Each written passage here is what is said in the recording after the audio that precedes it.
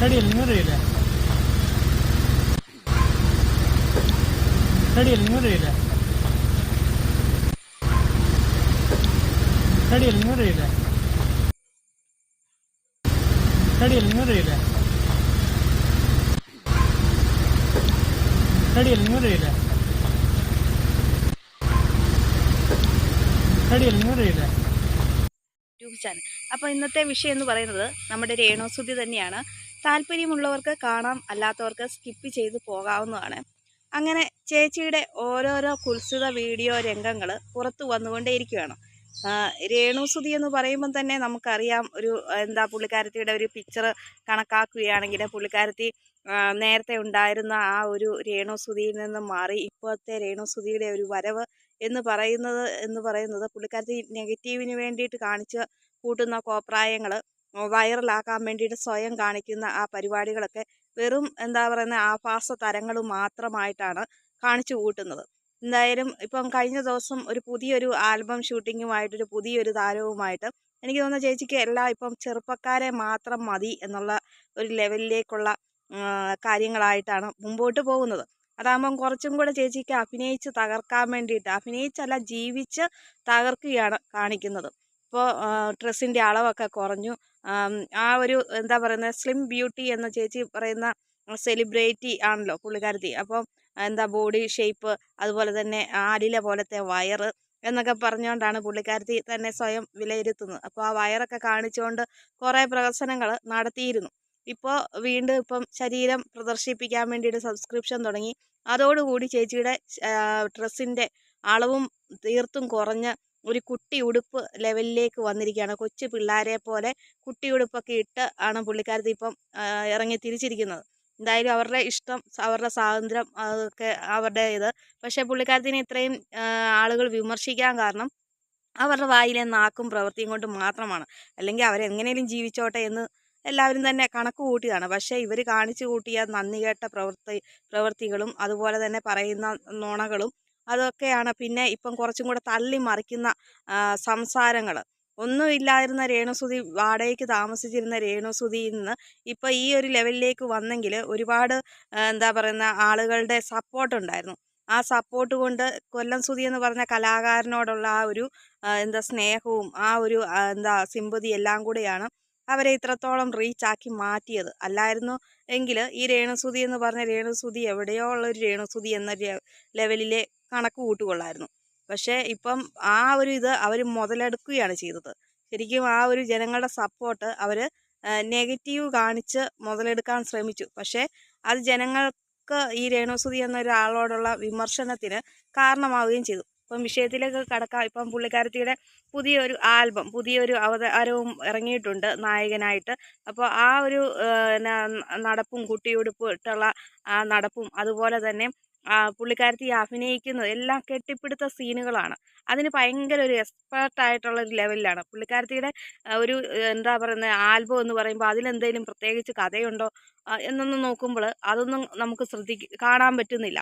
പക്ഷേ ഒരു കാര്യമുണ്ട്, അതിലെല്ലായിടത്തും റൊമാൻസ് സീന് പുള്ളിക്കാരത്തി തകർത്ത് അഭിനയിക്കുന്നുണ്ട്.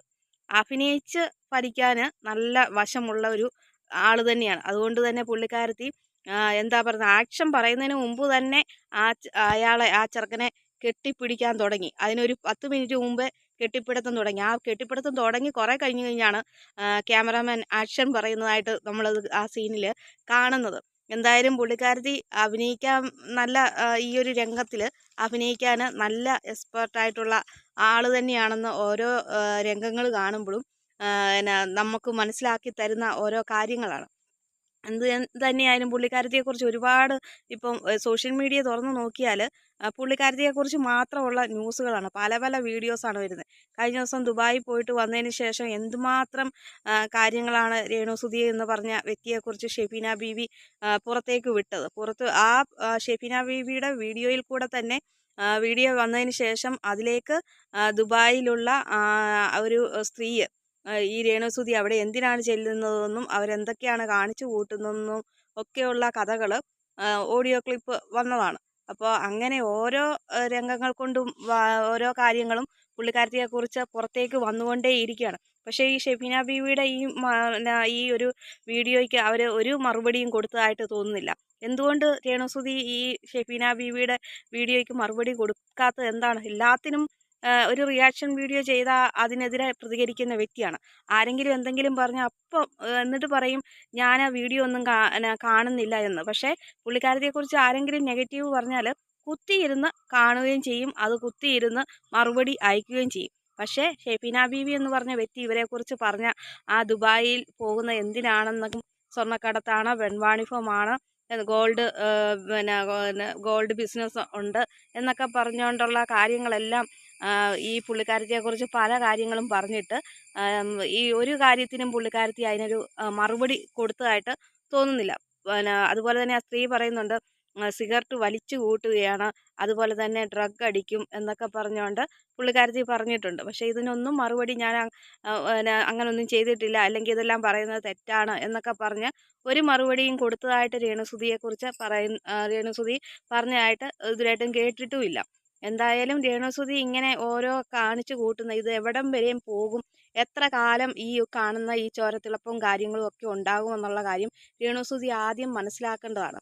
കാരണം എന്നാ ഇപ്പം കാണുന്ന ആ സോഷ്യൽ മീഡിയയിലെ ആ ഒരു ഇപ്പം ഹൈയിൽ നിൽക്കുന്ന ആ ഒരു എന്താ സ്ഥാനമൊന്നും ഇപ്പം കുറച്ച് കഴിയുമ്പോൾ, കുറച്ച് 1-2 വർഷം കഴിഞ്ഞ് കഴിയുമ്പോൾ ഇതൊന്നും കാണുകയില്ല. ഇപ്പം കാട്ടിക്കൂട്ടുന്നതെല്ലാം അവസാനം അത് ശരിക്കും ഒരു പെടാപ്പാടായിട്ട് മാറുക തന്നെ ചെയ്യും. അത് യാതൊരു സംശയമില്ല. ഇപ്പം ഒരു കുഞ്ഞ് വളർന്നു വരുന്നുണ്ട്. അതിനൊരു 15-17 വയസ്സൊക്കെ ആയി കഴിയുമ്പോൾ അത് സമൂഹത്തിൻ്റെ മുമ്പിൽ ഒരുപാട് ചോദ്യങ്ങൾ കേൾക്കേണ്ടി വരികയും അതൊക്കെ തരണം ചെയ്യാൻ രേണുസുതി അതൊക്കെ മനസ്സിലാക്കേണ്ട കാര്യങ്ങളാണ്. പക്ഷേ ഇപ്പോൾ അതൊന്നും വേണ്ട, പൈസ മാത്രം മതി, അതിന് വേണ്ടിയിട്ട് എന്ത് ആഭാസത്തരവും കാണിക്കാം, എന്ത് തോന്നിയാസവും വന്നിട്ട് കാണിക്കാം, എന്ത് വേണമെങ്കിലും വർത്താനങ്ങൾ വിളിച്ചു പോവാം എന്നൊക്കെയുള്ള ഒരു ആ രേണുവിൻ്റെ ഒരു പോക്ക്, അത് അവസാനം രേണു തന്നെ അത് ഇപ്പം ഈ കാണുന്ന ഈ വീഡിയോകളൊക്കെ സോഷ്യൽ മീഡിയയിൽ അതുപോലെ തന്നെ കിടക്കും.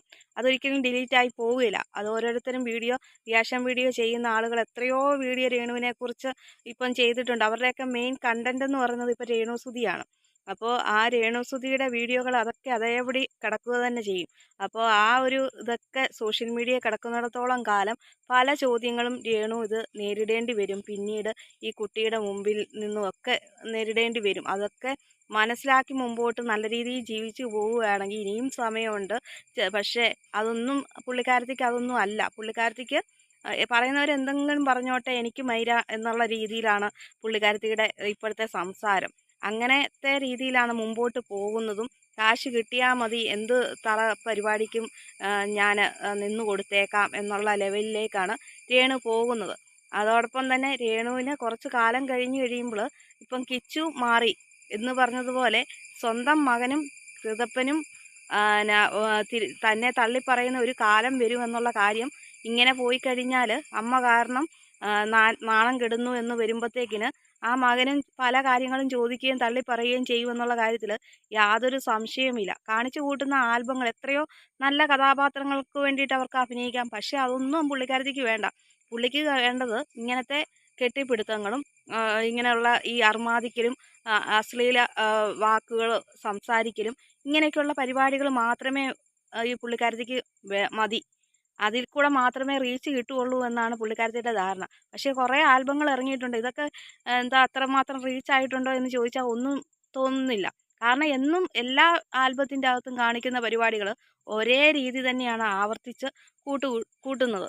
ഇപ്പോൾ ഈ ഒരു വീഡിയോയ്ക്കകത്ത് കാണിക്കുന്ന കണ്ടില്ലേ, അവർ എന്താ ഒരു നാണവും ഒരു മര്യാദയും ഇല്ലാത്ത ലെവലിലേക്ക് തരം താഴ്ന്ന ലെവലിലേക്കാണ് ഇപ്പോൾ രേണു പോകുന്നത്.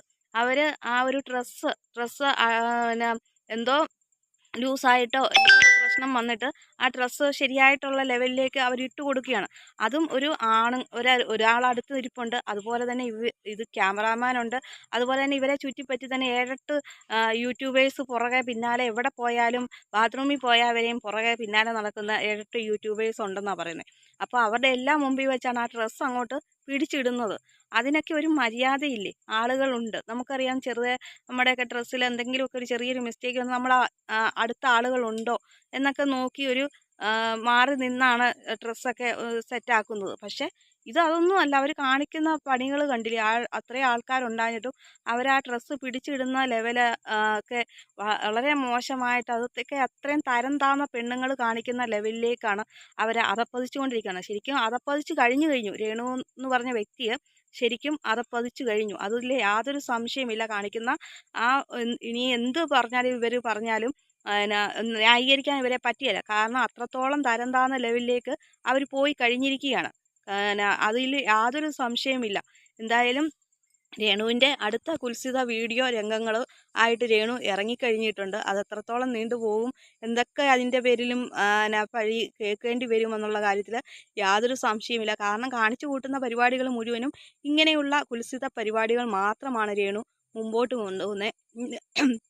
ഈ വീഡിയോയെക്കുറിച്ചുള്ള അഭിപ്രായങ്ങൾ നിങ്ങൾ കമൻ്റായിട്ട് രേഖപ്പെടുത്തുക.